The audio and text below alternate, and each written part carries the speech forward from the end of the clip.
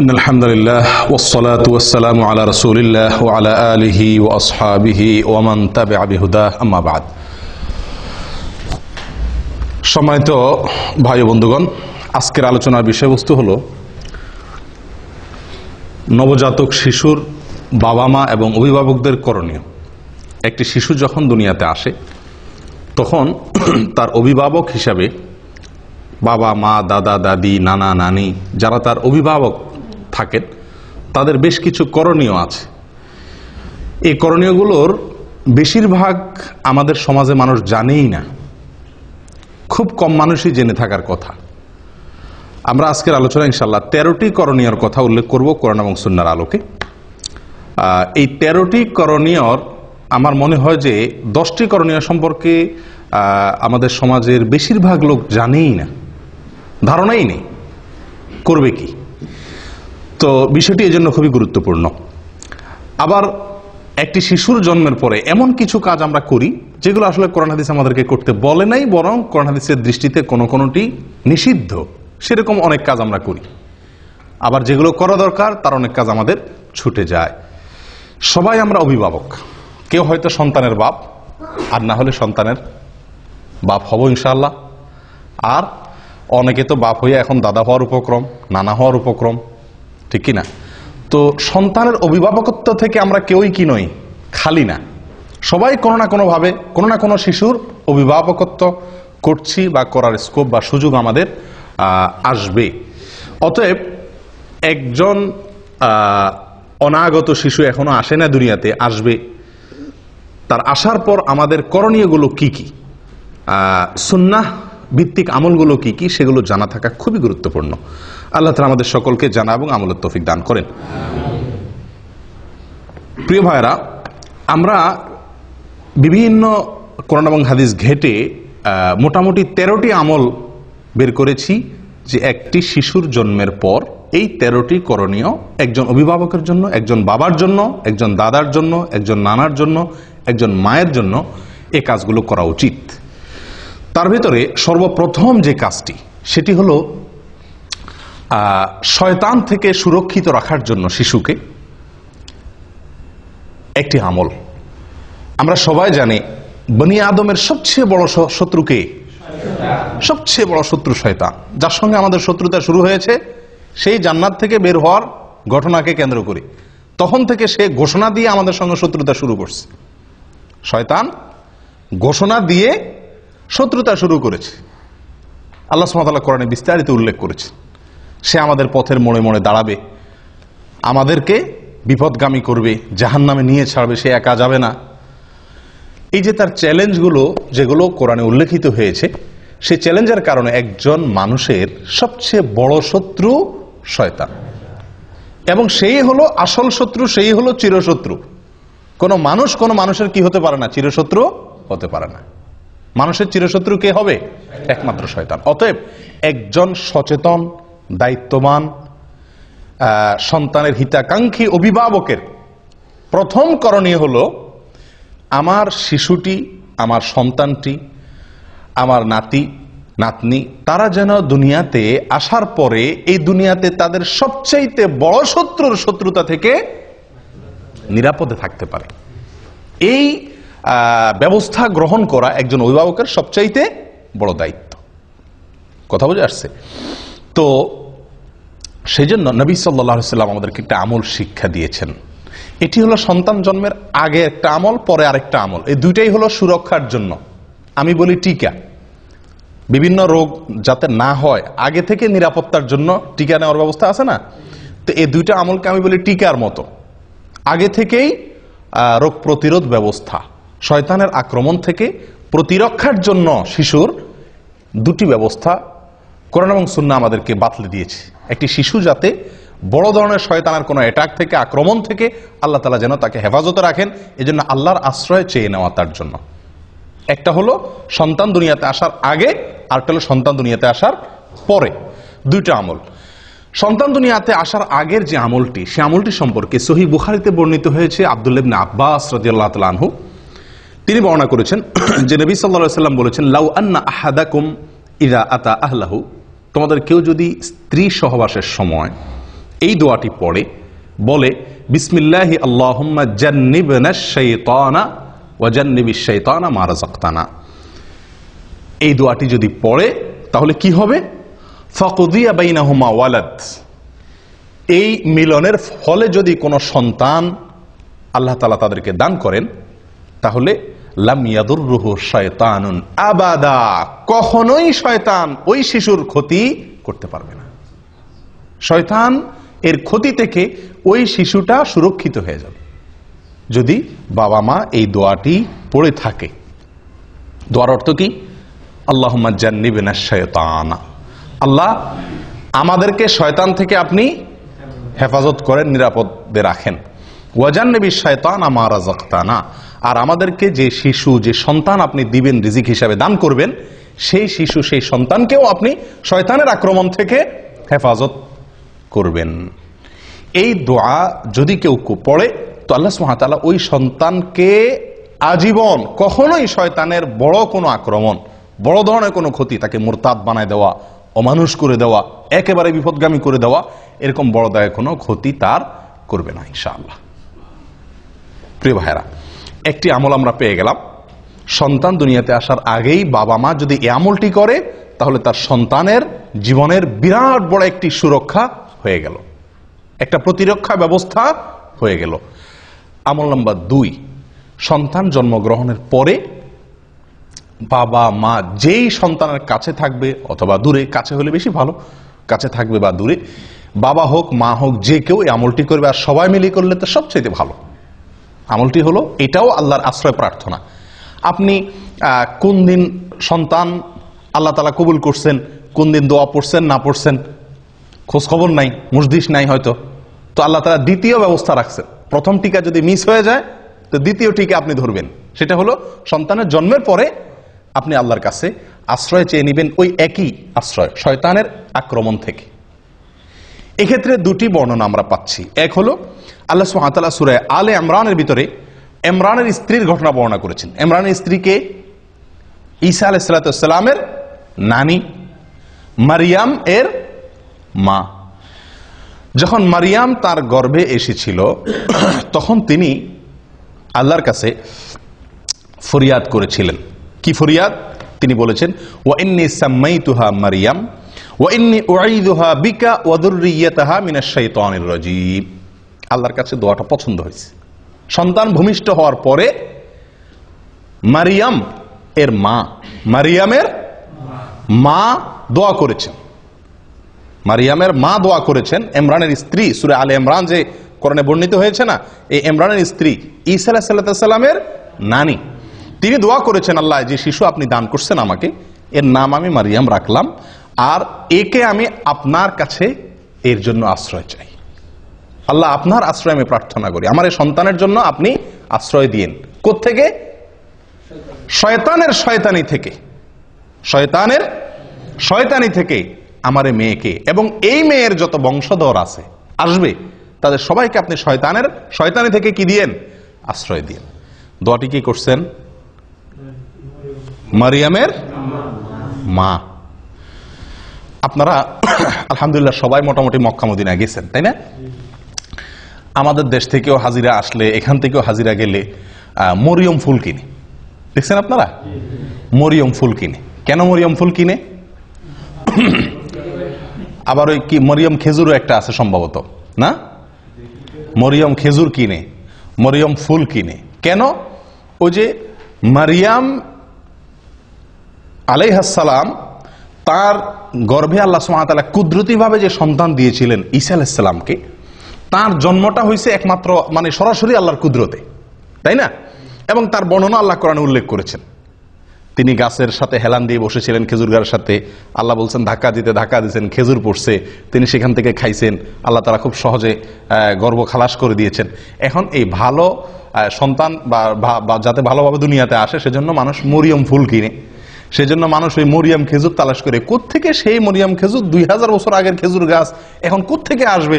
কে বা কারা নাম দিছে আর ধুমছে মানুষ কিনতেছে। হ্যাঁ, মরিয়ম খেজুর ওই গর্ভধারণকারী মায়েদেরকে খাওয়ায় এই বিশ্বাস রেখা, যেটা খাওয়াইলে কি হবে? সন্তান সহজে খালাস হবে বা বের হবে। আশ্চর্য কথা, যেই আমল কোরআনে বর্ণিত হয়েছে, মারিয়ামের মায়ের যেই দোয়া আল্লাহ পছন্দ করে কোরআনে যুক্ত করে দিয়েছেন, ওই খেজুর, মারিয়ামের খেজুর সংরক্ষিত থাকা সহজ না। কোথাকার কোন মারিয়াম ফুল, কিন্তু আপনার এই যে আমল, এটি তো কোরআনে সংরক্ষণ করা হয়েছে, এটা তো আর ভুল নয়। মারিয়ামের মা যে দোয়া করেছিলেন গর্ভ থেকে সন্তানকে ভূমিষ্ঠ করার পর, সে আমল আমরা জানিও না, করিও না। ওই যেগুলা আপনার মানে কোথাকার কোন কে বা কারা ছড়াই দিছে, সে মরিয়ম খেজুর কিনে কিনে খাওয়াচ্ছি, মরিয়ম ফুল আমরা কিনতেছি। আল্লাহ তাআলা আমাদেরকে হেদায়েত দান করেন। প্রিয় ভাইয়েরা, শিশুর জন্মের পরে একজন অভিভাবকের দ্বিতীয় করণীয় হলো, প্রথম করণীয় আশ্রয় চাইয়ে দোয়া করা, সহবাসের দোয়া পড়া সব সময়। আর দ্বিতীয় করণীয় হলো সন্তান দুনিয়াতে আসার পরে প্রথমেই তাকে আল্লাহর কাছে কি করে দেওয়া, সমর্পণ করে দেওয়া, সুপর্দ করে দেওয়া, যে আল্লাহ এই যে আসলো, এই যে আপনার বান্দা দুনিয়াতে আসছে, কঠিন চ্যালেঞ্জ তার সামনে, কঠিন চ্যালেঞ্জ। যে পৃথিবী, বিশেষ করে আজকে যে সমাজ ব্যবস্থা, যে পরিবেশ, এই সবগুলোকে ডিঙ্গিয়ে জান্নাতে যাওয়া খুব সহজ কাজ নয় আল্লাহ, বড় কঠিন। চতুর্দিকে কাঁটা আর কাঁটা, হারামের কাঁটা, শিরকের কাঁটা, নাফরমানের কাঁটা, বেদাতের কাঁটা, ফাসিকি কাজের কাঁটা বোঝায় চতুর্দিকে। আল্লাহ, এই শিশুকে আপনি যদি আশ্রয় না দেন, শয়তানি থেকে সে বাঁচতে পারবে না। একজন দায়িত্বশীল অভিভাবকের এই জন্য দ্বিতীয় করণীয় হলো এই দোয়াটি পাঠ করা, শয়তানের আশ্রয় থেকে প্রার্থনা করে মারিয়ামের মা যেরকম দোয়া করছেন সেরকম দোয়া করা। নিজের ভাষায় করা যেতে পারে, আল্লাহ আপনি এই শিশুকে আপনি শয়তানের আক্রমণ থেকে, শয়তান যেন তাকে বিপদগামী করতে না পারে, তার ক্ষতি করতে না পারে, তাকে যেন পথ থেকে সরায় দিতে না পারে সিরাতে মুস্তাকিম থেকে। আল্লাহ, জীবনের প্রথমেই আপনার কাছে আমি এই ভিক্ষা চেয়ে নিচ্ছি, এই প্রার্থনা করে চেয়ে নিচ্ছি। কয়জন করছি আমরা আমলটা? হয়তো শুনছিও প্রথম, ঠিক না? আচ্ছা, এইগুলো তো মারিয়ামের মায়ের আমল। কোরআনে আল্লাহ যেটা উল্লেখ করেছেন, তিনি দোয়া করেছেন আল্লাহর কাছে যে আল্লাহ আমি এই শিশুকে আপনার কাছে এবং তার যত বংশধর আসবে তাদের সবাই যেহেতু আমাদেরই বংশধর হবে, তো তাদের সবাইকে আপনি শয়তানের আক্রমণ থেকে হেফাজত করিয়েন। আল্লাহ সুবহানাহু ওয়া তাআলা রক্ষা করছেন। আল্লাহ তাআলা কি করছেন? রক্ষা করছেন। সুবহানাল্লাহ। মারিয়ামের সন্তান ঈসা, এদেরকে আল্লাহ তাআলা কি করছেন? শয়তানের আক্রমণ থেকে রক্ষা করেছেন। কোরআনে তার উল্লেখও আছে, কোরআন এবং সুন্নাতে তার উল্লেখও আছে। শয়তান যে কোনো শিশুর মৃত্যুর পরে একটা অ্যাটাক করে, জন্মের পরে একটা আক্রমণ করে। আল্লাহ সুবহানাহু ওয়া তাআলা সেখান থেকে হেফাজতে রাখেন। বিস্তারিত অনেক আলোচনা এখানে আছে, সেদিকে যাচ্ছি না। এই আমলটার দ্বিতীয় সূত্র নেন নবী সাল্লাল্লাহু আলাইহি সাল্লামের আমল থেকে। এটিও সহিহ বুখারীতে বর্ণিত আছে এবং আব্দুল্লাহ ইবনে আব্বাস রাদিয়াল্লাহু আনহু বর্ণনা করেছেন। নবী সাল্লাল্লাহু আলাইহি সাল্লাম যখন হাসান এবং হোসেন রাদিয়াল্লাহু তাআলা আনহুমার জন্ম হয়েছিল, তার নাতি হাসান এবং হোসেন রাদিয়াল্লাহু তাআলা আনহুমার জন্ম হয়েছিল, তখন তিনি একটা দোয়া পড়ছেন। কি দোয়া পড়ছেন? জন্মের পরে বলতে একেবারে জন্মের পরপরই করছেন এমনটা হাদিস থেকে পরিষ্কার বোঝা যায় না অবশ্য। তাদের জন্য তিনি আশ্রয় প্রার্থনা করতেন, দোয়া করতেন। বুঝা আসছে কথা? কিরকম দোয়া করতেন? দোয়া করতেন এই, উআইযুকুমা বিকালিমাতিল্লাহি তাম্মাহ মিন কুল্লি শাইতানিন ওয়া হাম্মাহ ওয়া মিন কুল্লি আইনিন লাম্মাহ। উআইযুকুমা বিকালিমাতিল্লাহি তাম্মাহ মিন কুল্লি শাইতানিন ওয়া হাম্মাহ ওয়া মিন কুল্লি আইনিন লাম্মাহ। হুবহু এটা পড়া কোনো জরুরি না, উনি দুইজনের জন্য দোয়া করছেন, এই জন্য ওয়াইযুকুমা বলেছেন।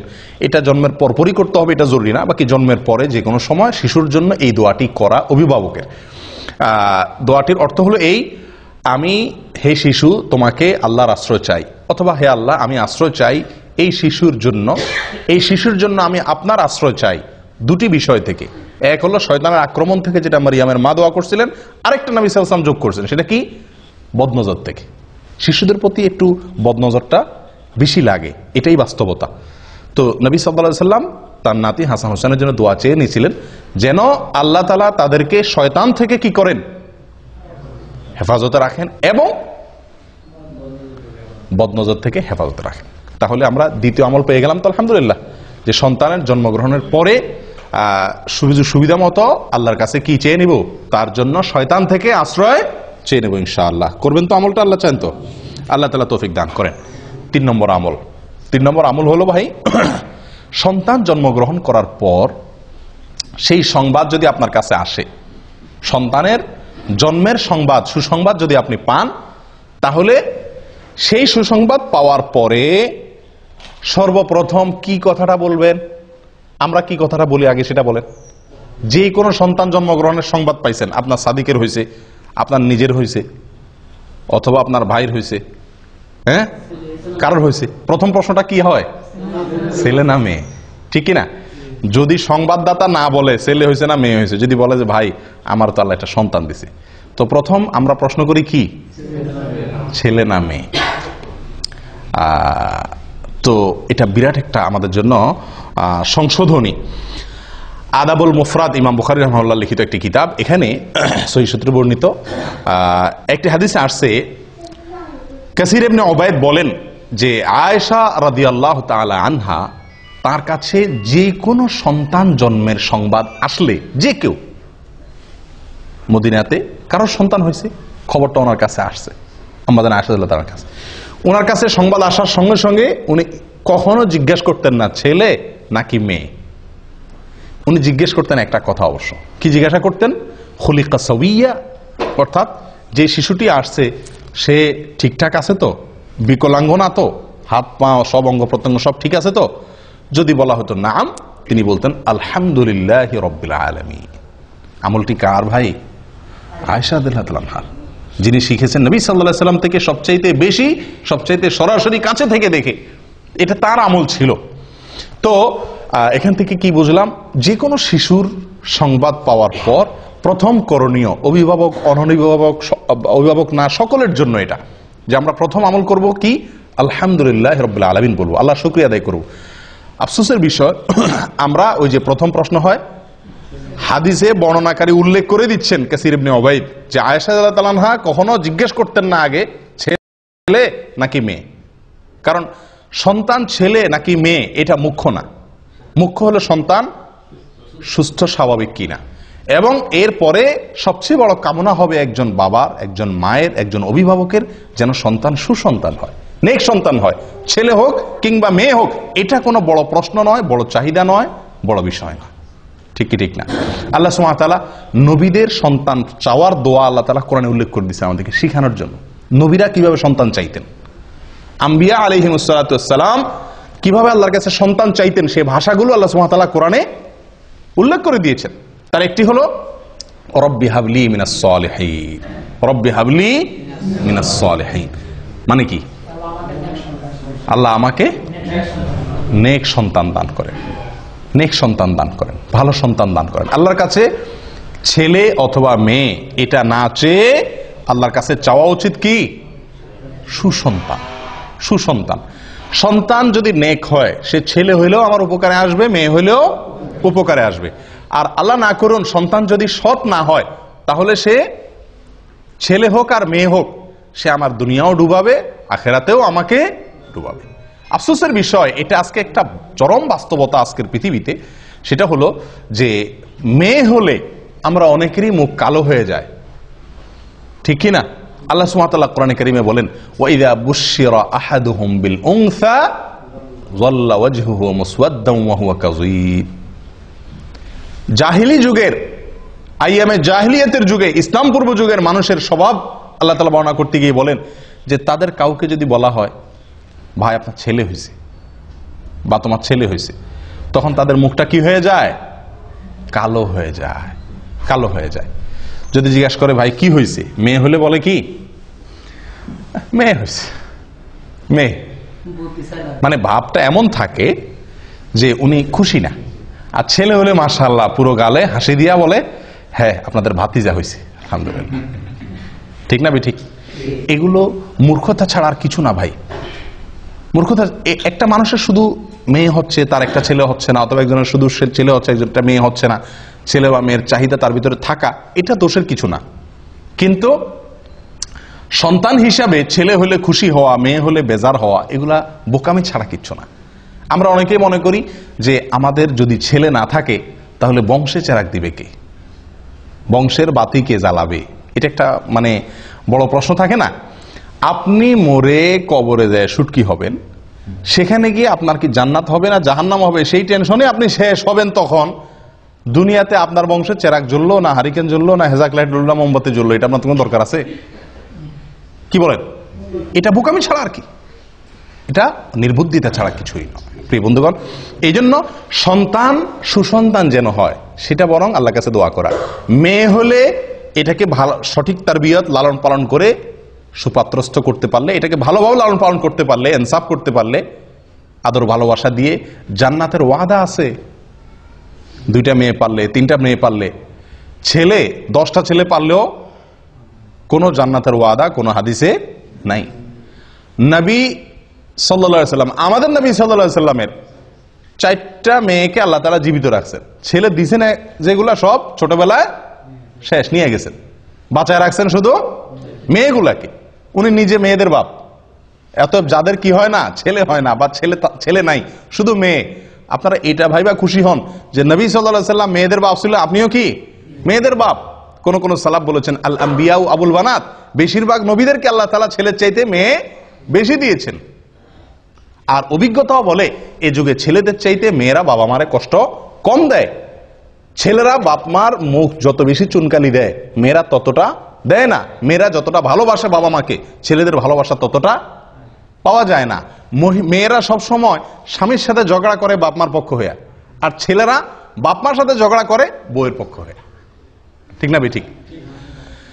এর মানে এই না যে আমি বলতেছি ছেলে খারাপ মেয়েই ভালো সব, বাকি বেশিরভাগ ঘটনা এরকম ঘটে থাকে। অতএব জন্মের পরে প্রথম কথা হবে আল্লাহর কাছে শুকরিয়া আদায় করা। ছেলে হইছে নাকি মেয়ে হইছে এই সমস্ত নিয়ে মুখ কালাকালি করা, এটা এক ধরনের কুফরি, এক ধরনের আল্লাহর নেয়ামতকে কি করা, ডিনাই করা, অস্বীকার করা।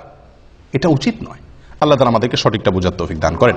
তাহলে 3 নম্বর আমল হলো সন্তান জন্মের সংবাদ শোনার পরে, এটা শুধু অভিভাবকের জন্য না, সকলের জন্য প্রথম কাজ হলো কি করা, শোনার পরে আল্লাহর শুকর আদায় করা। আলহামদুলিল্লাহ রাব্বিল আলামিন বা আলহামদুলিল্লাহ। 4 নম্বর আমল, নবজাতক শিশু দুনিয়াতে আসার পরে তার কানে আজান দেওয়া। কি দেওয়া? কানে আজান দেওয়া। কানে আজান দেওয়া এটি একটি আমল। কয়জনে আপনাদের শিশুর জন্মের পরে আজান দেওয়ার ব্যবস্থা করছিলেন? এখানে হাত তোলেন তো দেখি। মাশাআল্লাহ। বাহিরে আজান দিলে এটা সঠিক হলো না, কানে আজান দিতে হবে। কানে আজান দেওয়া মানে আবার কি না, কানে মাইক ধরে আজান দেওয়া না। ছোট বাচ্চা তো মারাই যাবে, তাহলে অ্যাক্সিডেন্ট হবে। আজান দেওয়া বলতে কানের আজানের বাক্যগুলো তাকে কেউ ধরলো আপনার কোলে রেখে সামনে, তার কান বরাবর নিয়ে আপনি কি করলেন, আজানের বাক্যগুলা শুনায় দিলেন তাকে। এখানে চিৎকার করে করে জোর করে করে তার কানের কাছে মুখ নিয়ে কি নেওয়া না, আজান দেওয়া না। আজানের বাক্যগুলো তার কানে শুনিয়ে দেওয়া। তাকে প্রথম এই আল্লাহর জমিনে আসার পরে আল্লাহর কালিমা, সালাতের আহ্বান তার কানে পৌঁছে দেওয়া, এবং এর একটা প্রভাব তার জীবনে ফলবে ইনশাআল্লাহ। কথা বুঝে আসছে ভাই? আবু রাফি রাদিয়াল্লাহু তাআলা আনহু তিনি বর্ণনা করেছেন। কে? আবু রাফি রাদিয়াল্লাহু তাআলা আনহু। তিনি বর্ণনা করেছেন, যেটি মুসনাদে আহমদে এসেছে, সুনানে তিরমিজিতে এসেছে, এবং ইমাম তিরমিজি রাহিমাহুল্লাহ হাদিসটিকে হাসান সহিহ বলে মন্তব্য করেছেন। কি আবু রাফি রাদিয়াল্লাহু তাআলা বলেন, রাআইতু রাসূলুল্লাহ সাল্লাল্লাহু আলাইহি ওয়াসাল্লাম আযানা ফি উযুনিল হাসানি হিনা ওয়ালাদাতু ফাতিমা বিসসালাহ। তিনি বলেন, আমি নবী সাল্লাল্লাহু আলাইহি ওয়াসাল্লামকে দেখেছি, আমি নিজে দেখেছি, তিনি ফাতিমা রাদিয়াল্লাহু তাআলা আনহার ছেলে হাসানের জন্মের পরে তার কানে আজান দিয়েছেন। ঠিক নামাজের যে আজান হুবহু সেরকম আজান তিনি তার নাতি হাসান রাদিয়াল্লাহু কানে দিয়েছেন। তাহলে এটা একটা আমল পাইলাম কি পাইলাম না? আজান দেওয়া। অনেকে বলেন বাম কানে একামত দেওয়া, ডান কানে আজান দেওয়া, বাম কানে। ডান কানে আজান দেওয়া তো নবী সাল্লাল্লাহু আলাইহি ওয়াসাল্লামের আমল থেকে সাবেত হলো, যদিও কেউ কেউ এটা নিয়েও এর সনদ নিয়ে অনেকে মন্তব্য করেছেন, কিন্তু আমার কাছে বিশুদ্ধ মনে হয় আজান দেওয়াটাই সুন্নাত, এই হাদিস দ্বারা যেহেতু সাবেত হয়েছে।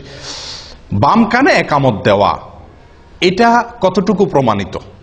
আমাদের সমাজে বাম কানেও একামত দেওয়ার কি আছে, রেওয়াজ বা সিস্টেম চালু আছে।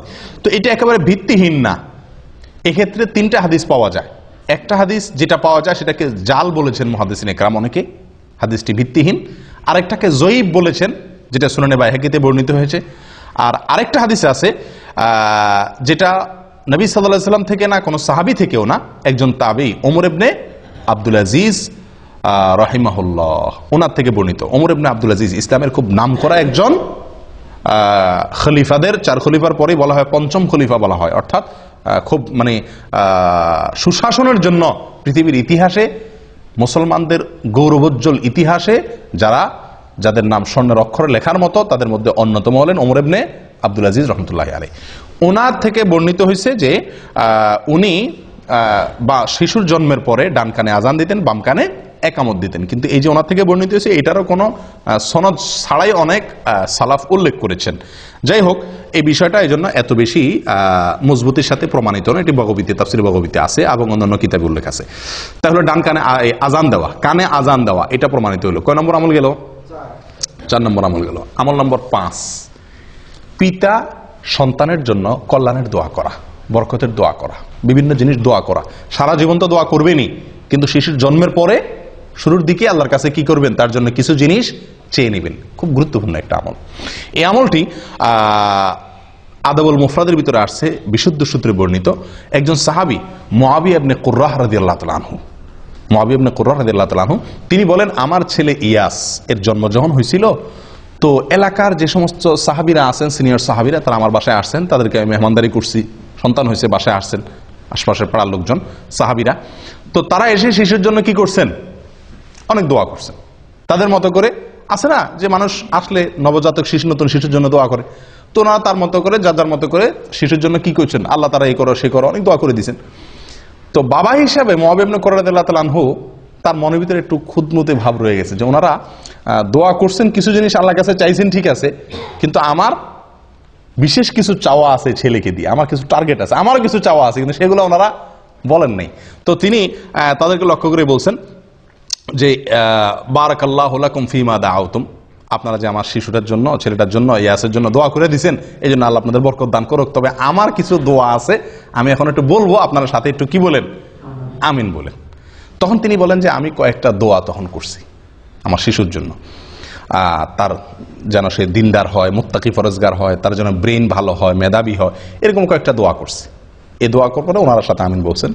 মুআবিয়া ইবনে কুররাহ রাদিয়াল্লাহু তাআলা বলেন যে আমি এই শিশুর বড় হওয়ার পরে, আমাদের ছেলে যখন বড় হয়েছে, তো এর ভিতরে আমি ওই যে দোয়া তার জন্য করছিলাম, আমি লক্ষ্য করে দেখছি তে প্রত্যেকটি দোয়া খেটে গেছে এবং তার জীবনে ফলে গেছে, আমি দেখছি। তাহলে বাবা হিসাবে একজন সাহাবীর আমল পাইলাম যে উনি বাবা হিসাবে সন্তানের জন্য কি করছেন? বিভিন্ন জিনিস আল্লাহর কাছে শুরুতেই চেয়ে নিয়েছেন। কয় নম্বর আমল গেল? 5 নম্বর। আমল নম্বর 6, তাহনিক করা। কি করা ভাই? তাহনিক। তাহনিক করছেন আপনারা কেউ শিশুর জন্য? কজন তাহনিক করছেন বলেন? হয়তো নামই শুনছেন প্রথম, ঠিক না? এটি একটি আমল, এটি একটি আমল এবং সুন্নাত। এটি বিলুপ্ত আমলগুলোর মধ্য থেকে একটি আমল। তাহনিক হলো শিশুর জন্মের পরে তার মুখে প্রথম খাবার হিসাবে মায়ের বুকের শাল দুধ খাবে, ওটা তো ঠিক আছেই। আর এর বাইরে খেজুর চাবায়া মুখের লালাতে হালকা ভেজার পরে তার মুখে একটু দেওয়া, যাতে করে রসটা যায় তার মুখে, সে যাতে চেটে খেতে পারে, বাস এরকম করে। আবার খেজুর কোনো অংশ দিলে তো গলা আটকিবে, ছেলে বাচ্চার জন্য কষ্ট হবে, ক্ষতি হবে, সেটা না। মুখের ভিতরে চাবায়া ওইটাকে ভিজায়া তার মুখে দেওয়া, যাতে করে সে শুধু রসটুকু, সামান্য একটু রস চেটে নিতে পারে, খেতে পারে। এটাকে বলা হয় তাহনিক। আয়েশা রাদিয়াল্লাহু তাআলা আনহা বলেন, সহিহ মুসলিমে বর্ণিত আছে, নবী সাল্লাল্লাহু আলাইহি সাল্লামের যুগে যত শিশুর জন্ম হতো সবাই তার কাছে নিয়ে আসতেন, আনলে তিনি ওই শিশুর জন্য দোয়া করতেন বরকতের, এবং যেদিন হয়তো সেদিনই সাধারণত আপনার, এবং তার জন্য কি করতেন? তাহনিক করে দিতেন। কি করে দিতেন? তাহনিক করে দিতেন। কে? নবী সাল্লাল্লাহু আলাইহি সাল্লাম। তাহলে বোঝা গেল আমলটা নবী সাল্লাল্লাহু আলাইহি সাল্লাম থেকে প্রমাণিত এবং এটা সুন্নাত। এখন একটা কথা হলো, আমাদের যুগে তো কি নাই? নবী সাল্লাল্লাহু আলাইহি সাল্লাম নাই। তাহলে আমাদের শিশুর তাহনিক কে করাবে? খেজুর দিয়ে তার তাহনিকটা কে করাবে? তো এটা নিয়ে অনেক ওলামায়ে কেরাম বলেন, আপনার যুগে যে কোনো নেককার, পরহেজগার, মুত্তাকি, ইমাম সাহেব, কোনো আলেম, কোনো ভালো মানুষ তার কাছে নিয়ে যাবেন, তাকে দিয়ে তাহনিক করাবেন। বুঝে আসছে কথা? অন্য অনেক ওলামায়ে কেরাম বলেন না, নবী সাল্লাল্লাহু আলাইহি সাল্লাম তাহনিক করেছেন, ওনার পরে কোনো সাহাবীর কাছে আর কেউ নিয়ে গেছেন বলে খুব একটা প্রমাণ হয় না। অতএব অন্য কারোর কাছে নেওয়া জরুরি না। বাপ মা, দাদা দাদি, নানা নানি যারাই থাকবেন আশেপাশে তারাই কি করে দিবেন? তাহনিক করে দিবেন। এটা সুন্নাত। তাহলে এই তাহনিকের যে আমলটা, এই আমলটাও আমাদের সমাজ থেকে একেবারেই প্রায় বিদায় হয়ে গেছে বললে ভুল হবে। এটা তো নাই। একটা হলো আগে থেকে ছিল, এখন নাই। এটা একান্ত আলেম ওলামা ছাড়া খুব কম মানুষই করেন। আলহামদুলিল্লাহ আমার 3 সন্তানের সময় আমি তাহনিক করেছি। তো তাহনিকের আমলটি আমাদের অনেকের জানা নাই। এর ভিতরে অনেক কল্যাণ, তার স্বাস্থ্যগত দিক থেকে এবং অনেক দিক থেকে কল্যাণ নিহিত আছে। সবচেয়ে বড় কল্যাণ হলো নবী সাল্লাল্লাহু আলাইহি সাল্লামের যুগে সাহাবীরা আমলটা করছেন, নবী সাল্লাল্লাহু আলাইহি সাল্লাম আমলটা করছেন, আমরাও সেটা করব, সুন্নতের আমল। মনে থাকবে তো ইনশাআল্লাহ। 7 নম্বর আমল, সন্তানের জন্য একটা সুন্দর নাম চয়েস করা। এই পর্যন্ত যেগুলো বলছি 6টা আমল, এগুলো সবগুলো হলো সন্তান জন্মের পর 7 দিনের আগের কাজ, এগুলা শুরুর দিকের কাজ এগুলা। আর এখন থেকে নিয়ে শেষ পর্যন্ত যে আমলগুলো বলবো, এই আমলগুলো হলো সন্তান জন্মের পরে 7 নম্বর দিনের আমল। এই 7 নম্বর দিনের আমলের ভিতরে 1 নম্বর আমল এবং সিরিয়ালে 7 নম্বর আমল হলো সুন্দর একটা নাম রাখা। কি রাখা ভাই? সুন্দর একটা নাম রাখা। এবং এই সম্পর্কে আবু মুসা আশআরী রাদিয়াল্লাহু তাআলা আনহুর এক হাদিসে বর্ণিত হয়েছে। তিনি বলেন, উলিদ আলী গুলাম, আমার একটা শিশু হয়েছিল, একবার ছেলে হয়েছিল। তো ফাআতাইতু বিহিন নবী সাল্লাল্লাহু আলাইহি ওয়াসাল্লাম, আমি নবী সাল্লাল্লাহু আলাইহি ওয়াসাল্লামের কাছে তাকে নিয়ে আসছি। ফাসাম্মাহু ইব্রাহিম, তিনি তাকে তখন ইব্রাহিম নাম রাখলেন। ফাহান্নাকাহু বিতামারিহি তামারাতিন, এবং একটা খেজুর দিয়ে তিনি তার তাহনিক করাই দিলেন এবং তাকে বরকতের দোয়া করলেন। এরপরে শিশুটা আমার হাতে দিয়ে দিলেন। 3টা আমল করলেন। এই হাদিস থেকে প্রমাণ হলো, বুখারীর হাদিস। তাহলে নাম রাখলেন নবী সাল্লাল্লাহু আলাইহি ওয়াসাল্লাম। শিশুর নাম রাখতে হয়, এটা বাবা মা বা অভিভাবকদের কর্তব্য। এবং এই নাম রাখাটা আপনার জন্মের দিন হতে পারে, 3 নম্বর দিনও হতে পারে, তবে কোন কোন বর্ণনাতে 7 নম্বর দিনের কথাও আসছে। এটা কোনো বাধ্যবাধকতা না যে এই দিনই রাখতে হবে, তবে 7 নম্বর দিনের ভেতরে নামটা রেখে ফেলা উচিত। অনেক সময় আমরা অনেক দেরি করে ফেলি, 7 নম্বর দিনের ভিতরে রেখে যাওয়া উচিত। নাম, সবচেয়ে উত্তম নাম, সবচেয়ে শ্রেষ্ঠ এবং বেস্ট নাম কোনটা?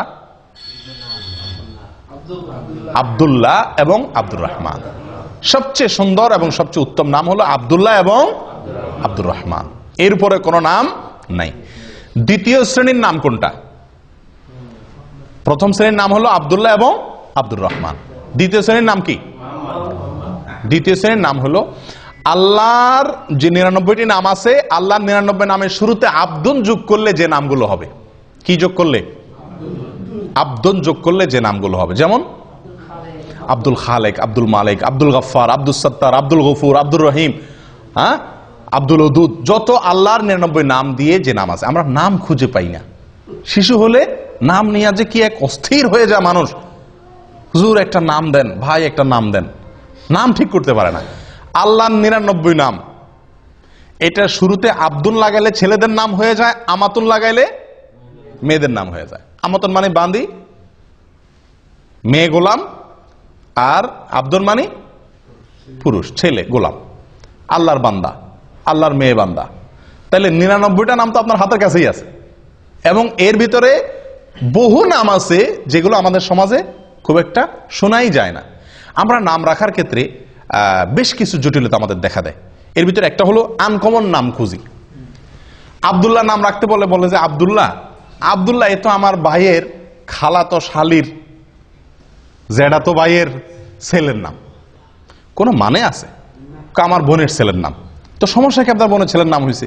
আপনারা দেখেন এদেশের একটা কালচার আছে, বাপের নামও আব্দুল্লাহ, ছেলের নামও আব্দুল্লাহ, দাদার নামও আব্দুল্লাহ, নাতির নামও আব্দুল্লাহ। কই, তাদের তো কোনো সমস্যা হয় না। আমরা বলি ডাকলে তো সমস্যা, আব্দুল্লাহ বলে 2জন দৌড় দিবে। এই সমস্যাটা জীবনে কয়বার হবে? এই সমস্যাটা জীবনে কয়বার হবে?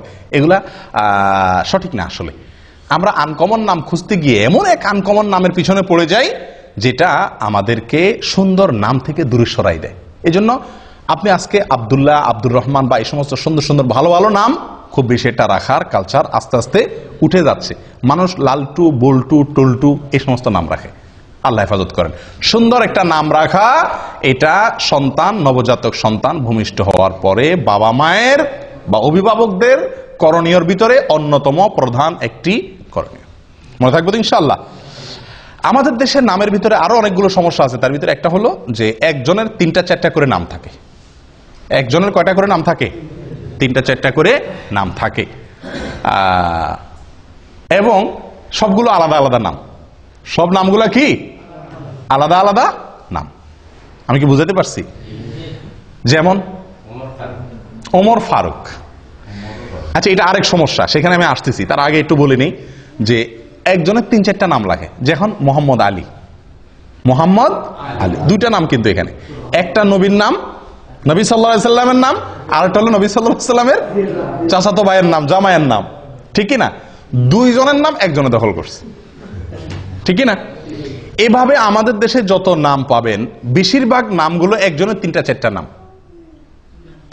এটা একটা ভুল কালচার।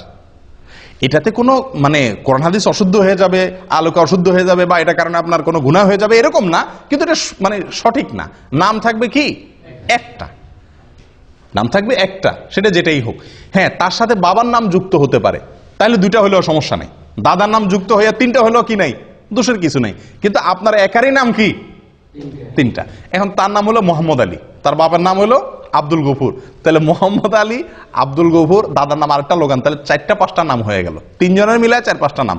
আর ভাগ্য ভালো, হের বাপের নাম আব্দুল গফুর, হের বাপের নাম যদি হয়তো কি শরবত আলী, তাহলে তার মধ্যে তো আরো 2টা নাম হইতো, ঠিকই না?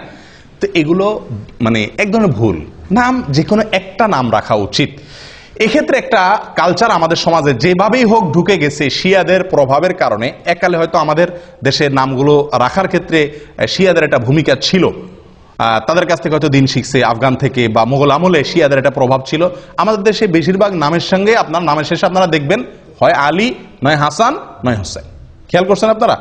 এখানে যদি এখন যাচাই করি আমরা, তো আমার মনে হয় শতকরা 30 জন মানুষের নামের শেষে হয় হাসান আছে, নয় হোসেন আছে, আর না হয় আলী আছে, ঠিকই না? ভাই, হাসান হোসেন আলী থাকাতে তো সমস্যা নাই। সমস্যা যেখানে সেটা হলো অন্য কোন সাহাবীর নাম তো আর রাখেন না, শুধু এই 3 জনের নাম রাখেন কেন? এটা তো শিয়াদের চিন্তা। শিয়ারা এই 3 জনকে শুধু মুসলমান মনে করে, অন্য সব কাফের সাহাবীদেরকে কি মনে করে? কাফের মনে করে। নাউজুবিল্লাহ। তো আপনি শুধু 3 জনেরটাকে রাখবেন আর কারোরটা রাখবেন না, এটা তো বোঝা যায় যে তাদের যে শত্রুতার কালচার শিয়াদের, সেটা আপনার ভেতরে আছে, আল্লাহ মাফ করে। এটা একটা ভুল। অতএব আপনি যদি মহব্বত করে সাহাবীর নামকে রাখতে চান, তো নামের ক্ষেত্রে তো ওই যে আল্লাহর নাম শুরুতে আব্দুল লাগায় রাখা, এটা এই ক্লাসের নাম। 2 নম্বর হলো নবীদের নাম, 3 নম্বর হলো সাহাবীদের নাম। যে কোনো সাহাবীর নাম আপনি কি করেন? রাখেন, সুন্দর। আলী রাখেন, ওমর রাখেন, আবু বকর রাখেন, কোনো অসুবিধা নাই। তো এক্ষেত্রে যে কোনো একটা নাম আমরা রাখি, কিন্তু ওই যে সাথে আরো 2-3টা লেজুর যুক্ত করে দিই, এবং শেষে আলী, হাসান, হোসাইন মনে রাখ, কামরুল হাসান, দেলোয়ার হোসাইন, হ্যাঁ, তারপরে শরবত আলী, আব্দুল আলী। আর অর্থের দিক থেকে অনেক সমস্যাও আছে, অনেক নামের মধ্যে অর্থের দিক থেকে কি আছে, সমস্যাও আছে। যেমন রহমত আলী। রহমত আলী মানে কি? আলীর রহমত, আলীর করুণা। এ তো শিয়ারা আলী আল্লাহকে আল্লাহর জায়গা দেয়, এই জন্য আলীর রহমতে তারা সন্তান পাইছে, দেখে সন্তানের নাম রাখে আলীর রহমতে সন্তান পাইছি। আমরা তো এটা বলতে পারি না। হ্যাঁ, আল্লাহ সুবহানাহু ওয়া তাআলার গুণবাচক নামের ভিতরে একটা হলো আলী। আপনি সেই দৃষ্টিকোণ থেকে রাখলে সেটা ঠিক আছে, কিন্তু মানুষ আসলে বুঝেও না কি রাখে, এটা একটা সমস্যা। আরেকটা সমস্যা হলো যেটা উনি বলছেন, ওমর ফারুক। এখানে ফারুক এটা হলো ওমর রাদিয়াল্লাহু তাআলা আনহুর একটা কি, একটা উপাধি। এটা শুধু ওনার জন্য খাস। আপনি ওমর ফারুক কোনো ইয়ের জন্য, আপনার সন্তানের জন্য রাখলে সেটা কি হলো না, এটা খাটলো না। আপনি যদি রাখতে চান ওমর রাদিয়াল্লাহু তাআলাকে মহব্বত করে, তা আপনি ওমর রাখেন, কিন্তু ওনার উপাধি আপনার সন্তানের জন্য আপনি জুড়ে দিবেন, এটা সঠিক না। ঠিক একইভাবে আবু বকর সিদ্দিক নাম বেশিরভাগ মানুষ এভাবে রাখে না, ওসমান গনি, ওসমান গনি এভাবে রাখে। তো এরকম আরো বহু সাহাবী আছেন, আবু আইয়ুব আনসারি, এভাবে যুক্ত করে সাহাবীদের নামের সঙ্গে তাদের যে আলাদা পরিচয় আছে ওইটাও আবার যুক্ত করে। ভাই, কারোর পরিচয় কেউ কি করতে পারে না, গ্রহণ করতে পারে না, ওইটাকে আলাদা নাম হিসাবে নেন, ঠিক আছে। আপনি কথার কথা মরহুম শেখ মুজিবকে আপনি খুব মহব্বত করেন, আছে না অনেক লোক যে শেখ মুজিবকে মহব্বত করেন দেখে তার নামে সন্তানের কি করেন, নামকরণ করেন। তো মরহুম শেখ মুজিবকে মহব্বত করে আপনি ছেলের নাম যদি মুজিবুর রহমান রাখেন, আপনারা কেউ বাধা দিবে? কিন্তু আপনি যদি ছেলের নাম রাখেন বঙ্গবন্ধু মুজিবুর রহমান, তাহলে মানুষ আসবে না? এটা তো খাটলো না। বঙ্গবন্ধু তো ওনার টাইটেল, এটা তো আর কারোর জন্য আসবে না, নামটা সবার জন্য আসতে পারে। ঠিক একইভাবে আরো যে সমস্ত রাজনৈতিক নেতা আছেন, অন্যান্যরা আছেন, সব ক্ষেত্রে প্রযোজ্য হবে, ঠিক না ভাই? ঠিক। অতএব এগুলো একটা ভুল। যাই হোক, সুন্দর, অর্থবহ, অর্থের দিক থেকে কোনো খারাপ কিছু নাই এরকম নাম রাখা সবচেয়ে বেস্ট। আল্লাহর নামকে জুড়ে রাখা। 2, নবীদের নাম রাখা। 3, সাহাবীদের নাম রাখা।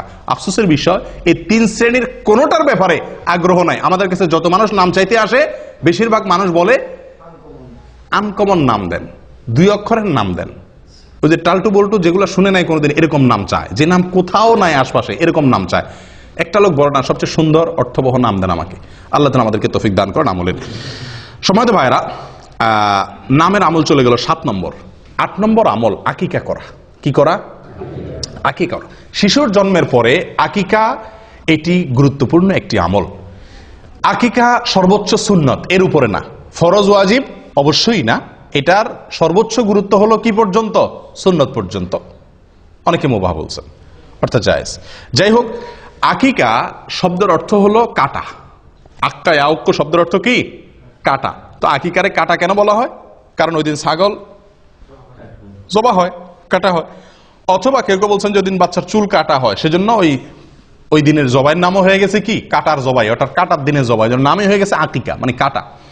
আচ্ছা, আকিকা সম্পর্কে নবী সাল্লাল্লাহু আলাইহি সাল্লাম থেকে অনেক হাদিস পাওয়া যায়, বহু হাদিস পাওয়া যায়। তার সবগুলো তো আমরা বলতে পারবো না।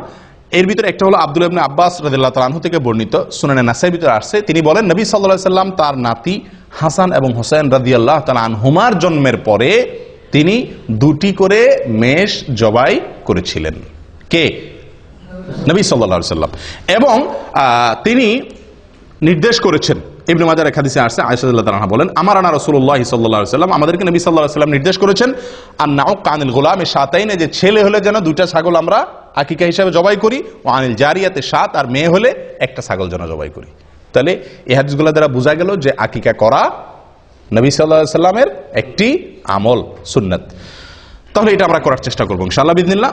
আকিকার ক্ষেত্রে প্রথম কথা হলো আকিকার সময়সীমা। কোন সময় করতে হবে? 7 নম্বর দিনে।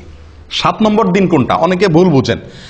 সন্তান জন্ম হয়েছে যেদিন, ওই দিনের পরে 7 দিন পরে না। অনেকে জন্ম হওয়ার পরে 7 দিন পরে করে, 7 দিন পরে না, 6 দিন পরে, 7 নম্বর দিনে। আর সহজ হবে বোঝার জন্য, যেই দিনে সন্তান জন্মগ্রহণ করে, যেই বারে জন্মগ্রহণ করে, পরের সপ্তাহ তার আগের দিন। রবিবারে জন্মগ্রহণ করলো, তাহলে 7 নম্বর দিন কি বারে হবে? শনিবার হবে। সোমবার না, সোমবার তো আরো পরে হবে, শনিবার হবে। রবিবারে হলে রবি, সোম, মঙ্গল, বুধ, বৃহস্পতি, শুক্র, শনি। 7 নম্বর দিন হবে শনিবার। সোমবারে জন্মগ্রহণ করলে আকিকা হবে কি বারে? রবিবারে। শুক্রবারে জন্মগ্রহণ করলে আকিকা হবে বৃহস্পতিবারে। এ হলো আকিকার সময়, 7 নম্বর দিন। তবে বুরাইদা রাদিয়াল্লাহু তাআলা আনহু থেকে বর্ণিত এক হাদিসে আসছে, যেটি বাইহাকিতে বিশুদ্ধ শুদ্ধ বর্ণিত হয়েছে, যে নবী সাল্লাল্লাহু আলাইহি সাল্লাম বলেছেন, আল আকিকাতু তুযবাহু লিসাবঈন আও লি14 আও লি21। আকিকার পশু জবাই করতে হবে 7 নম্বর দিনে, অথবা অপশন আছে, দ্বিতীয় সুযোগ আছে, সেটা হলো 14 নম্বর দিনে, অথবা 3 নম্বর সুযোগ আছে 21 নম্বর দিনে। এই তিনটাই এই হাদিস দ্বারা বোঝা গেল সুন্নাত। তবে 1 নম্বরের সুন্নাত হলো, ফার্স্ট ক্লাসের সুন্নাত হলো 7 নম্বর দিনে করতে পারলে উত্তম, আর না হলে 14 বা 21 নম্বর দিনের আরো 2টা স্টেশন আছে, সেগুলো ধরতে পারেন। কিন্তু যদি এই 3 দিনের কোনো দিন আপনি করতে না পারেন, তাহলে সুযোগ আছে পরবর্তীতে যে কোনো সময় করার, কিন্তু এই 3 দিনে বা বিশেষ করে 7 নম্বর দিনে করা উত্তম। এখন একটা প্রশ্ন আসে, মেয়েদের জন্য আকিকার পশু জবাই করতে হবে 1টা, ছেলেদের জন্য হলো 2টা। কেন? এটা কিছুটা বৈষম্য মনে হয় না? বিশেষ করে আজকের নারীবাদীর যে জোয়ার চলতেছে, নারীবাদের জোয়ারে তো এটা বড় প্রশ্ন। ছেলে হয়েছে দেখে কি খুশি দেখা ইসলাম 2টা করতে বলছে, মেয়েদের বেলা 1টা কেন? হ্যাঁ, একজন মুসলিমের সবচেয়ে বড় উত্তর হলো এক্ষেত্রে, আমরা নবী সাল্লাল্লাহু আলাইহি সাল্লাম এর অনুসরণ করার জন্য আল্লাহ নির্দেশ করেছেন। উনি বলেছেন, সেটা আমান্না সাল্লাম না, আমরা মেনে নিয়েছি। যুক্তি খুঁজে আমল করা, এটার নাম কি নয়? ইসলাম নয়। যারা যুক্তি ছাড়া আমল করে না, বিশ্বাস করে না, তারা মুসলিম না। তারা কি না? যুক্তি ছাড়া বুঝে না। তার আগে যুক্তি দিতে হবে তারে, প্রত্যেকটা কাজ তারপরে সেই করবে। তাহলে এটারে কি বলে না? ইসলাম গ্রহণ বলে না। পৃথিবীতে যখন মানুষ জাহান্নামে যাবে, তখন সবাই ইমানদার হয়ে যাবে। জাহান্নামে যাওয়ার আগে কি হয়ে যাবে? ইমানদার হয়ে। একটা মজার কথা আছে, রসিকতা করে, ধাঁধা আর কি, যে কোন বেঈমান জাহান্নামে যাবে না, কোন বেঈমান জাহান্নামে যাবে না। মানে কি? কোন কাফের কি যাবে না জাহান্নামে? একটি কাফেরও জাহান্নামে যাবে না। মানে কি? কাফের জাহান্নামে যাবে না মানে? তাহলে কে যাবে জাহান্নামে? জান্নাতে ইমানদার জাহান্নামে যাবে। যখন সে জাহান্নামে যাবে তখন আর কেউ কাফের থাকবে না। থাকবে? সে তো জাহান্নাম দেখার পরে সবকিছু বিশ্বাস করবে না? এই দেখার পরে বুঝার পরে এখন সে বিশ্বাস করলে এটার মূল্য আর নাই। তো এর মানে হলো যে কাফের জাহান্নামে যাবে না। জাহান্নামে যখন যাবে তখন ঈমান আসবে, কিন্তু সেই ঈমানের ভ্যালিডিটি আল্লাহ সুবহানাহু ওয়া তাআলার কাছে আর নাই বা থাকবে না। যাই হোক, তাহলে যেটা বলছিলাম আকিকার ক্ষেত্রে কেন মেয়েদের ক্ষেত্রে একটা, ওই যে নবী সাল্লাল্লাহু আলাইহি ওয়াসাল্লাম বলছেন সেজন্য, আমার কোনো যুক্তি আর প্রয়োজন নাই। কিন্তু এর বাইরে বহু যুক্তি আছে। দেখুন, ইহুদিরা মদিনাতে, ইহুদিদের বসবাস ছিল, তাদের প্রভাব ছিল মদিনার সমাজে। ইহুদিরা মেয়ে হলে কোনো আকিকাই করতো না। আকিকা এটা আগে থেকে চালু ছিল। তারা ছেলে হলে আকিকা করতো, মেয়ে হলে কোনো আকিকা করতো না। কারণ মেয়ে হলে তো সবাই কি এমনি তাদের মেজাজ গরম, জবাই জীবন্ত কবর দিতে পারলে বাঁচে, আবার আকিকা মেয়ে হলে, যাই হোক এটা মুশরিকদের ভিতরে বেশি ছিল যদিও, কিন্তু ইহুদিরা মেয়ে হলে আকিকা দিত না। নবী সাল্লাল্লাহু আলাইহি ওয়াসাল্লাম একটা দিতে বলেছেন। এর অনেক কারণ আছে, যৌক্তিক কারণ আছে। সবচেয়ে বড় কারণ হলো নবী সাল্লাল্লাহু আলাইহি ওয়াসাল্লামের নির্দেশ। বাস, অনেক উলামা ইকরাম এর একটা কারণ উল্লেখ করেন যে আকিকার ব্যাপারে এক হাদিসে আসছে, আল আকিকাতু আল গুলামু মুরতাহানুন বিআকিকাতিহি, যে কোনো শিশুর জন্মের পরে তার আকিকার বিনিময়ে সে বন্ধক থাকে আল্লাহর কাছে। বন্ধক থাকে। বন্ধক বুঝেন আপনারা? কোন জিনিস কারোর কাছে বন্ধক রাখার মানে কি? টাকা দিয়ে সেই জিনিসটা আমি কি করতে পারবো? ছাড়াতে পারবো। না ছাড়াইলে ততক্ষণ পর্যন্ত ওইটা আমার হবে না। সন্তান বন্ধক থাকে জন্মের পরে, আকিকা দিলে বন্ধক ছুটে। মানে কি? কি বন্ধক থাকে? এর ব্যাখ্যা কি? এর ব্যাখ্যা সম্পর্কে অনেক কথাই আছে, মুহাদ্দিসিন ইকরাম বলেছেন। হাদিসে স্পষ্ট কিছু বলা হয় না। কেউ কেউ বলেছেন এর মানে হলো এই শিশু কিয়ামতের দিন তার বাবার জন্য সুপারিশ করবে না যদি বাপে আকিকা না করে। আকিকা করলো, বন্ধক ছুটে গেছে, এবার সুপারিশ করবে। কেউ কেউ বলেছেন এর মানে হলো আল্লাহ তাআলা একে শয়তান থেকে সুরক্ষিত করা, দুনিয়াতে বিপদ আপদ থেকে রক্ষা করা, এই জিনিসগুলো মানে লক থাকে। আকিকা করলো, লক খুলে গেল। কথা বুঝে আসছে? তো ছেলেদের জীবনে নিরাপত্তার ঝুঁকি সবচাইতে বেশি মেয়েদের তুলনাতে, এবং ডাক্তাররা বলেন যে পুরুষদের শরীরে রোগ প্রতিরোধ ক্ষমতা মেয়েদের তুলনাতে কম থাকে, আর মেয়েদের শরীরে রোগ প্রতিরোধ ক্ষমতা একটু বেশি থাকে। আল্লাহ সৃষ্টি করছেন এভাবে। এই জন্য ডোজ, আকিকা যদি আমি ডোজ হিসাবে নেই তার নিরাপত্তার জন্য, তার সুস্থতার জন্য, তাহলে এক্ষেত্রে ছেলের জন্য ডবল ডোজ, কারণ তার শরীরের ভিতরে রোগ প্রতিরোধ ক্ষমতা কম। আর মেয়ের জন্য সিঙ্গেল ডোজ, কারণ তার শরীরে রোগ প্রতিরোধ ক্ষমতা বেশি। শুধু তাই নয়, মেয়ে এবং ছেলে এদের উভয়ের মধ্যে আমরা যদি দেখি জীবনের রিস্ক কার বেশি? ছেলেদের বেশি। রাস্তায় যাইতে হয়, গাড়িতে যাইতে হয়, অ্যাক্সিডেন্টের সম্ভাবনা থাকে, বিপদ আপদের সম্ভাবনা মেয়েদের থেকে ছেলেদের মধ্যে বেশি থাকে। অ্যাক্সিডেন্টে, একটা অ্যাক্সিডেন্টে যদি 10টা মানুষ মারা যায়, বেশিরভাগ ছেলেই মারা যায়, তাই না? তো তাদের জন্য নিরাপত্তা রক্ষার এই টিকা বা ডোজ ডবল আল্লাহ তাআলা রাখছেন। এটা একটা যুক্তি, কিন্তু এটা সঠিক হওয়া কোনো জরুরি না। এরকম অনেক যুক্তি দেওয়া যেতে পারে। সবচেয়ে বড় যুক্তি হলো আল্লাহ এবং তার রাসূলের নির্দেশ। বাস, মেয়ে হলে একটা, ছেলে হলে দুইটা। তবে এক হাদিসে আসছে ছেলেদের জন্য দুইটা যে ছাগল আপনি জবাই করবেন, সে দুইটা কি হইতে হবে? সমান সমান হওয়া উচিত। না হলে হয়ে যাবে, কিন্তু উচিত হলো সমান সমান হওয়া, কাছাকাছি হওয়া। মানে দেখতে একেবারে একটা আসমান আর জমিন যেন তফাৎ না হয়ে যায়। আমরা অনেকেই একটা গরু দেই, একটা ছাগল দেই, তাই না? তারা এই হাদিসের খেলাফ আমল হয়ে যায়। আপনি মনে করেন যে বিশাল বড় গরু দিলাম, সওয়াবটা বেশি হয়ে গেলেন, নামটা বেশি পাইছেন, গোশত বেশি পাইছেন, মানুষ বেশি খাওয়াইছেন, বাহবা বেশি পাইছেন, ঠিক আছে, কিন্তু সুন্নতের উপরে আমল আপনার হলো না। কারণ হাদিসে একেবারে সুস্পষ্টভাবে বলা আছে যে আকিকার পশু যেন কি হয়? দুইটা কাছাকাছি হয়, দেখতে যেন খুব বেশি বেশ কম না হয়। আকিকা কোন পশু দিয়ে দিবেন, এটা একটা বড় প্রশ্ন। এবং কোরবানির সাথে আকিকা মিশানো, এটা আরেকটা বড় প্রশ্ন। দেখুন ভাই, কোরবানির সাথে আকিকা মিলায়া একসাথে দেওয়া যাবে কিনা, একই গরুতে কোরবানি আকিকা মিক্স করে দেওয়া যাবে কিনা, আমাদের দেশের অনেক উলামা ইকরাম বা বেশিরভাগ উলামা ইকরাম যাবে বলেন। অথচ হানাফি মাযহাবের একজন প্রসিদ্ধ আলেম, পাকিস্তানের মুফতি রশিদ আহমদ রাহিমাহুল্লাহ, উনি আহসানুল ফতোয়া একটা বিরাট বড় ফতোয়ার কিতাব লিখেছেন। এই ফতোয়ার কিতাবে এবং অন্যান্য জায়গাতে তিনি এটার খুব ঘোরতর বিরোধিতা করেছেন, যেটা জায়েজ নাই। খোদ হানাফি মাযহাবের উলামা ইকরামেরই, আমাদের হানাফি মাযহাবের উলামা অনেকে বিরোধিতা করেন। এবং এটাকে মোটের উপরে আমরা অ্যানালাইসিস করলে দেখি এই কাজটি সতর্কতামূলক হলো। নবী সাল্লাল্লাহু আলাইহি ওয়াসাল্লাম যেভাবে করছেন ডাইরেক্ট সেভাবে করতে পারা। সেটা কি? ছাগল দেওয়া। ছাগল দেওয়া, কোরবানি গরুর ভিতরে কি না আকিকা মিক্স না করা। কোন কোন দিক থেকে কোরবানির সাথে আকিকার মিল থাকলেও অনেক দিক থেকেই মিল নাই। কোরবানির সময় আকিকার সময় এক না, অনেক দিক থেকে বেশ কম আছে, অনেক দিক থেকে মিল আছে। যাই হোক, তো এই জন্য আকিকা কোরবানির সাথে না মিশাইয়া আলাদা দেওয়া উচিত। এটা একটা বিষয় গেল। আরেকটা বিষয় হলো যে এক গরুতে কোরবানি দিলে আপনি কয়জনের পক্ষ থেকে চলে? 7 জনের, কিন্তু আকিকা দিলে এক, ছেলে হলে একটা। কিন্তু সেক্ষেত্রেও ওই যে দুইটা পাশাপাশি রাসূল সাল্লাল্লাহু কাছাকাছি বয়সে বলতে বলছেন, তাহলে সেক্ষেত্রে 2 গরু তো আকিকা মানুষ দেয় না, হয় একটা দেয় গরু, ওইটা দিয়ে 2 ছেলে হলে এক গরুতে সেরে ফেলে, অথবা এক গরুর সাথে বড়দের একটা ছাগল দেয়। অনেকে তো গরুতে অংশ দেয়, তো এই অংশ দেওয়া না দেওয়া উচিত, ডাইরেক্ট গরু বা ছাগল দেওয়া উচিত।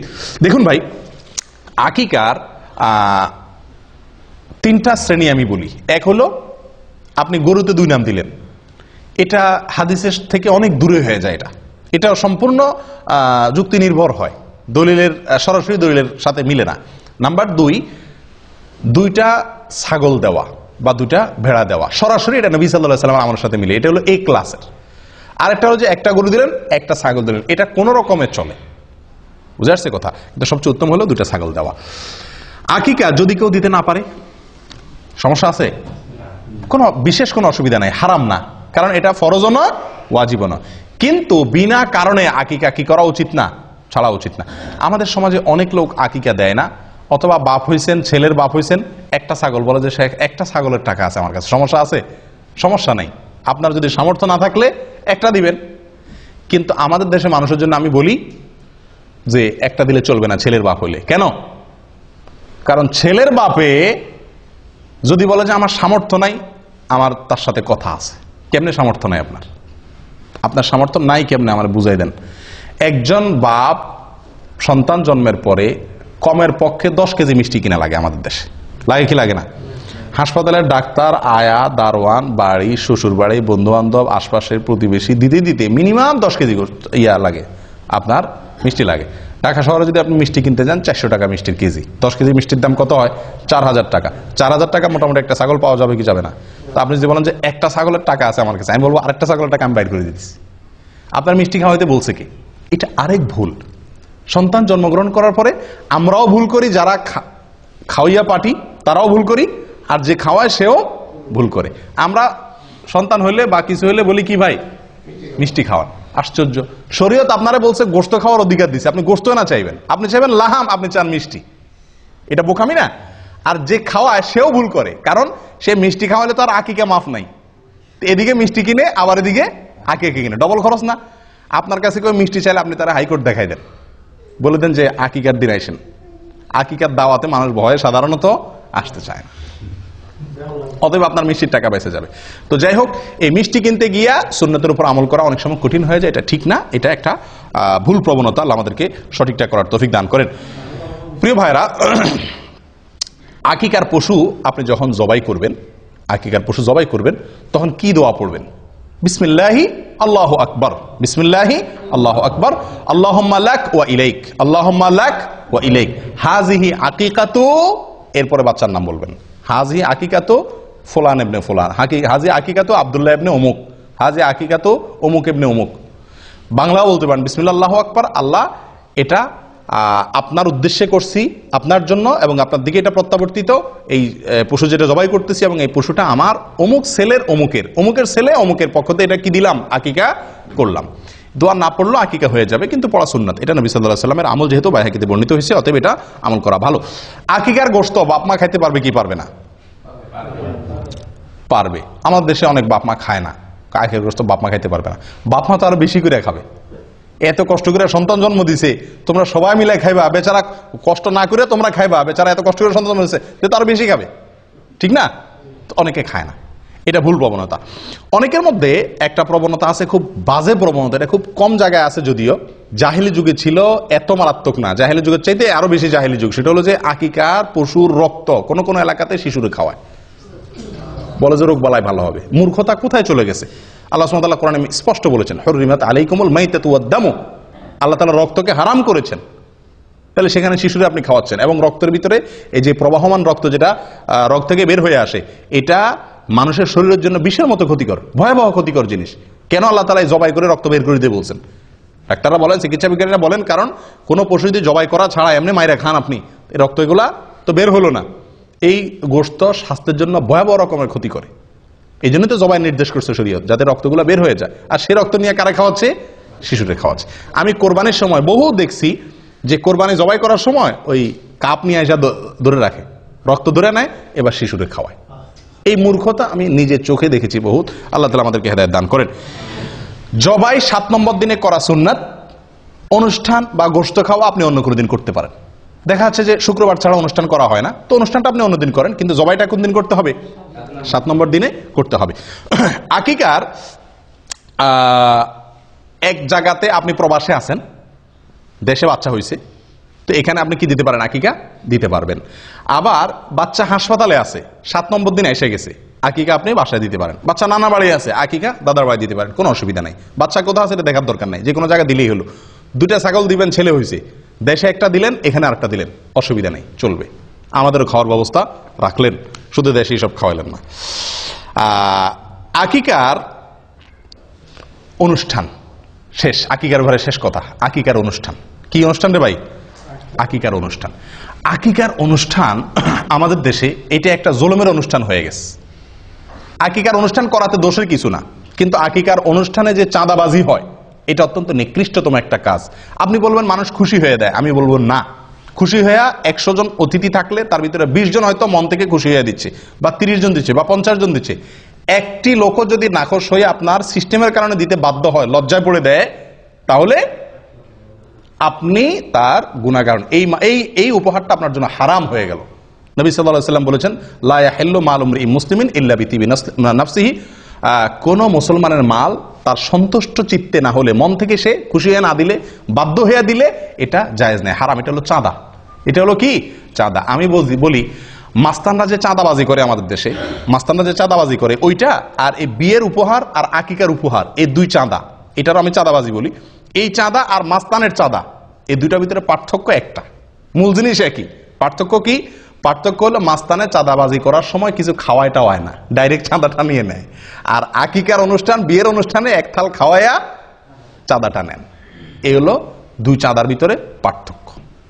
কিন্তু বেশিরভাগ লোক না হইলেও কিছু লোক হইলেও নাখোশ হয়ে যায়। বিশেষ করে এই অনুষ্ঠানগুলোতে একান্ত কাছের বাচ্চার, খুব কাছের লোক, ফুফু ভাই, এরা হয়তো একটা চেইন দিল, একটা আংটি দিল, বা একটা কিছু দিল, নগদ টাকা দিল, অসুবিধা নেই। কিন্তু অন্যান্য অনেক লোক আছে যারা আকিকার অনুষ্ঠানে খালি হাতে যাইতে পারে না। এই দেশে এই কালচারটা নেই। আমাদের মোহাম্মদ আলী গত শুক্রবারে আকিকার এক দাওয়াত পাইছে, তো আমারে বলে শেখ এরাবিয়ানদের দাওয়াত, তো আমারে বলে শেখ কি নিয়ে যাবো? আমি বললাম যে এখানে তো নেওয়ার সিস্টেম নাই, নিলে তুমি বেকুব হইবা, সবার সামনে শরম পাইতে হবে, কেউ নিবে না, তুমি একলা নিবা। সে আমার কথা শুনে নাই, না শুনে ওই সাবিল থেকে বাচ্চার জন্য গিফট কিনে নিয়ে গেছে। বুদ্ধিমানের কাম করছে, গায়েত রাখছে আগে, নিয়ে আগে বেজ্জত হয় না, যায় দেখে কেউ কিছু আনে নাই, তখন সে একলা নিলে বেকুব হবে না, আর আনে নাই। তো এই দেশে এই সিস্টেমটা নেই। দাওয়াত দিচ্ছেন, খেয়ে চলে যাবে। আপনি দাওয়াত দিয়া টেবিল আর চেয়ার নিয়ে বসা, আমি বলি আকিকা বিয়ের অনুষ্ঠানে যে গেটে টেবিল চেয়ার নিয়ে বসে না, এটা এক তো মাস্তানের চাঁদাবাজির সাথে মিল আছে, আর হলো ভিক্ষুকের ভিক্ষার সাথে মিল আছে। পার্থক্য হলো এতটুকু, ভিক্ষুকে ভাঙা থাল নিয়ে ভিক্ষা করে, আর আপনি টেবিল আর চেয়ার নিয়ে ভিক্ষা করবেন। এই হলো পার্থক্য। ভিক্ষুক ভিক্ষার সময় ভাঙা থাল নিয়ে বসে, আপনি টেবিল আর চেয়ার নিয়ে বসলেন। নিকৃষ্ট একটা কালচার হয়ে গেছে আমাদের দেশে এগুলা, বাধ্য হয়ে মানুষ, এটা সিস্টেম হয়ে গেছে। কেউ যদি বাচ্চাকে খুশি হয়ে কিছু দিতে চায়, ওপেন, আগে পরে কত সময় সে দিতে পারে। এই সময়টাতে আমি গেটে খাতা কলম নিয়ে বসা মানে কি? তুমি না দিয়ে ঢুকলে চিহ্নিত হয়ে যাবা, কি দিছো সেটা আবার লেখা হবে। এগুলো একরকম মানুষকে বাধ্যবাধকতায় ফেলে দেওয়া, যেটা উচিত না। আল্লাহ তাআলা মাফ করেন। আকিকার দিনে যে কাজগুলো করা দরকার, বা যে আমলগুলোর কথা আমরা বলছি একজন শিশুর জন্মের পরে, সেগুলো তো আমরা করি না, করি হলো কুকাম।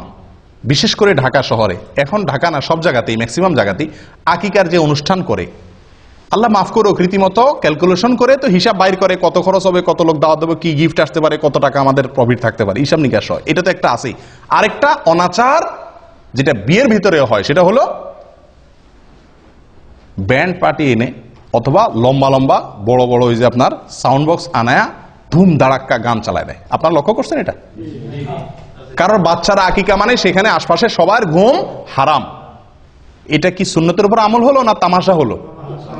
এই বাচ্চার উপরে তো আল্লাহর গজব নাজিল হবে রহমতের জায়গায়, যে বাচ্চার আকিকা উপলক্ষে পুরো এলাকা মানুষের ঘুম হারাম। আমি নিজে গতবার ছুটিতে গেছি দেশে, রাত 12টা-1টা বাজে হঠাৎ করে দেখি ধুমধাড়াকা শুরু হয়ে গেছে 12টার দিকে, গভীর ঘুম ভেঙে গেছে। কি ব্যাপার? বিশাল সাউন্ড দিয়ে গান। আমি নেমে বের হলাম, আমার ওয়াইফ বলে যে যাইও না, এত রাত্রে ঢাকা শহরে মানুষ বাসাতে বাইরে না। কি বলো, এই এলাকায় কোনো মানুষজন বসবাস করে না নাকি? বাইর হয়ে যায়, দেখি যে আকিকার ধুমধাড়াকা গান চলতেছে। বললাম যে ভাই, মাথার বিবেক কোথায় গেছে?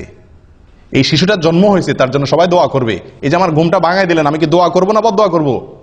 আমার মধ্যে শত শত লোক বদদোয়া করতেছে শিশুর জন্য, আর আপনি ধুমধাড়াক্কা গান লাগাই দিচ্ছেন। মূর্খতা কোথায় গিয়ে ঠেকছে? আপনি বিয়ের অনুষ্ঠানে গান বাজাবেন না, নাচবেন, আরো কিছু করবেন, আপনার বাসায় আপনি করেন। আপনি সাউন্ড বক্স দিয়ে পুরো এলাকা মানুষের কষ্ট দিচ্ছেন। শিশুর কষ্ট হচ্ছে, অসুস্থ লোকের কষ্ট হচ্ছে, ঘুমন্ত মানুষের কষ্ট হচ্ছে, অনেকের ডিউটি আছে সকালে, অনেকের পরীক্ষা আছে সকালে, সারা রাত। এবং বিশেষ করে ঢাকা শহরের এই কালচার একেবারে পুরো ঢাকা শহরে আছে। আমরা মূর্খ, এখনো কত লেভেলের নিচু লেভেলের মূর্খ রয়েছি যে রাতভর আমি পুরো এলাকা মানুষকে বাধ্যতামূলক গান শুনাই। কেউ কিছু বলারও অধিকার নাই, সাহস নাই, ক্ষমতা নাই। মূর্খতা কোথায় চলে গেছে? তো আকিকার অনুষ্ঠানকে এটা বেবরকতি করে, কল্যাণ নষ্ট করে এই সমস্ত গান বাজনার কারণে। আল্লাহ হেফাজত করেন।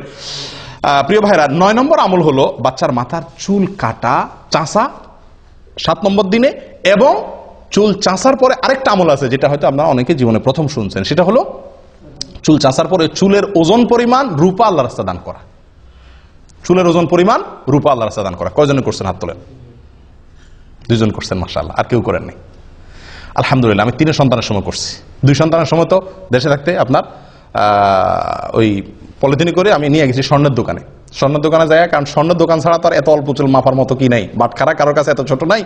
তো তাদের কাছে মাপাইয়া তখন 25 টাকা না 35 টাকা এরকম অল্প কিছু হয়েছে দিয়ে দিছি। মনে রাখতে হবে এটা একটা আমল, সুন্নাত। খুঁটে খুঁটে এই সমস্ত সুন্নতের উপর আমল করা দরকার, কিন্তু আমরা জানি না আমল করবো কোত্থেকে।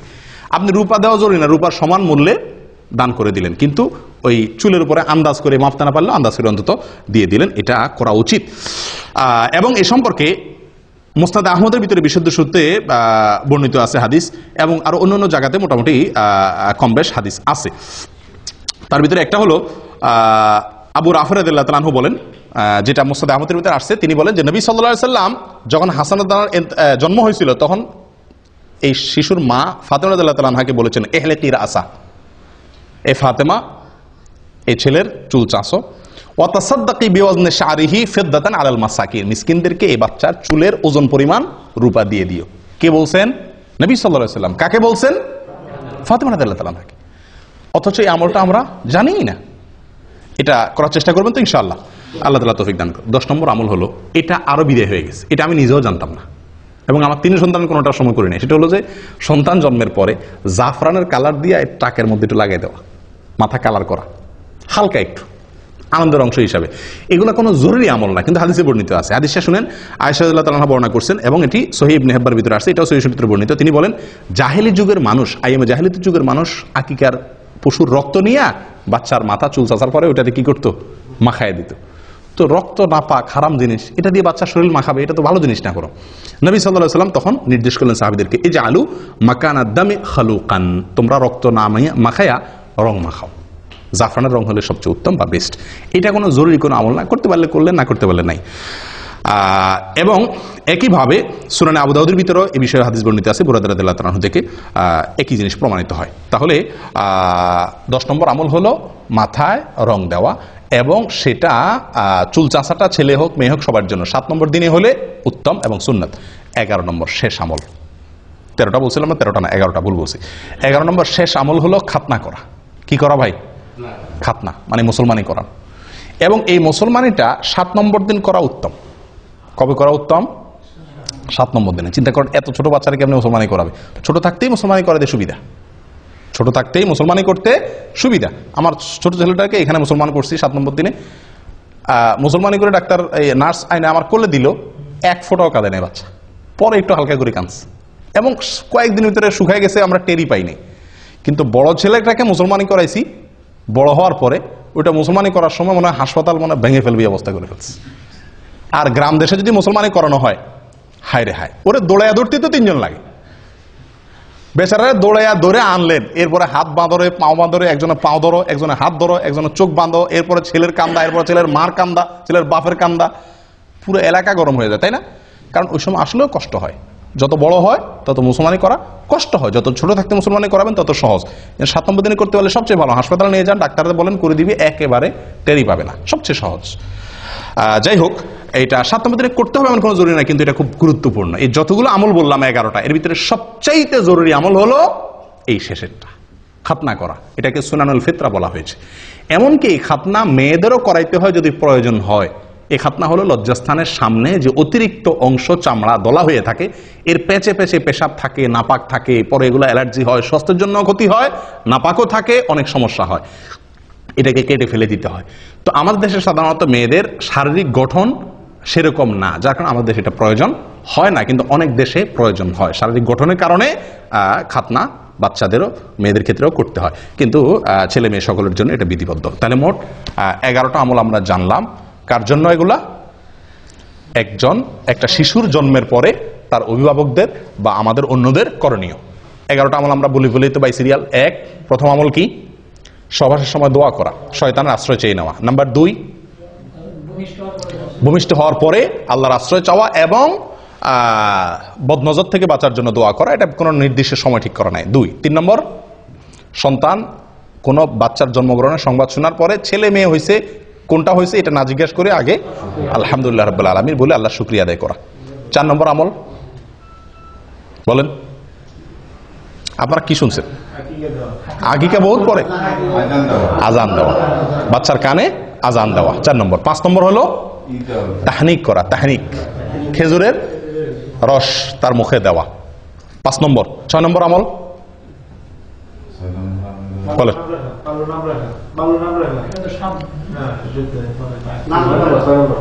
6 নম্বর হলো সুন্দর নাম রাখা। না, নাম রাখার আগে আরেকটা আছে, তাহনিক পর আরেকটা আছে, বলেন। হ্যাঁ, বাবার জন্য দোয়া করা, বাবা শিশুর জন্য কি করা? দোয়া করা, বরকতের কল্যাণে দোয়া করা। কয় নম্বর গেল? 6 নম্বর। 7 নম্বর হলো সুন্দর একটা নাম রাখা, অর্থবহ একটা ভালো নাম রাখা। 8 নম্বর হলো সুন্নত পদ্ধতিতে সঠিকভাবে ভালোভাবে আকিকা করা। আকিকার ক্ষেত্রে একটা মাসআলা রয়ে গেছে, বড় হওয়ার পরও কি করা যায়? আকিকা করা যায়। হাসান বসরি রহমতুল্লাহ আলাইহি বলেন, যদি কেউ পুরুষ হয়ে থাকে, তার আকিকা যদি করা হয় না এটা জানতে পারে, সেজন্য আকিকা করে। মুহাম্মদ ইবনে সিরিন রাহমাতুল্লাহ আলাইহি আরেকজন তাহাবী, উনি বলছেন যে যদি আমার আকিকা করা হয় না আমি জানতাম, তাহলে আমারটা আমি করতাম। নবী সাল্লাল্লাহু আলাইহি সাল্লাম নিজে নবী হওয়ার পরে ওনার আকিকা তিনি করেছেন। অতএব যদি কারোর আকিকা হয় না এটা শিওর জানতে পারে, তাহলে তার নিজের আকিকা সে পরে করতে পারে। তাহলে 8 নম্বর আমল গেল আকিকা। 9 নম্বর চুল চাষা এবং চুলের ওজন পরিমাণ রূপা আল্লাহ সাদান করা, তার সমমূল্য। 10 নম্বর আমল হলো জাফরানে কালি দিয়ে মাখানো। 11 নম্বর আমল হলো খাতনা করা। আল্লাহ তাআলা আমাদের সকলকে এই সবগুলোকে আমল করার তৌফিক দান করে। জাযাকুমুল্লাহ ওয়া আখিরু দাওয়ানা আনিল হামদুলিল্লাহি রাব্বিল আলামিন।